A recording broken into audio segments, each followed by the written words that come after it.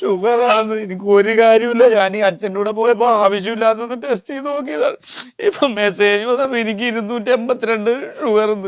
അത് ചെക്ക് ചെയ്തോണ്ട് അത് അറിയാറായില്ലേ?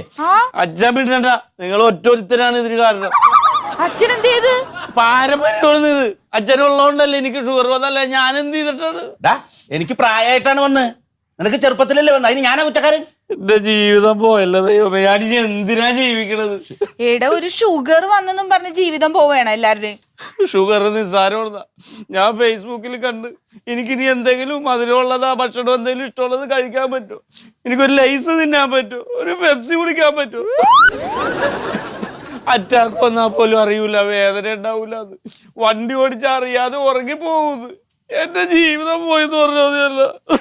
ഇവിടെ പൊട്ടൻ ചെറുക്കാൻ പരിഹാരം ഇല്ലാത്ത കാര്യം ഉണ്ടോടാ? നിനക്ക് അങ്ങനെ പലതും പറയാ.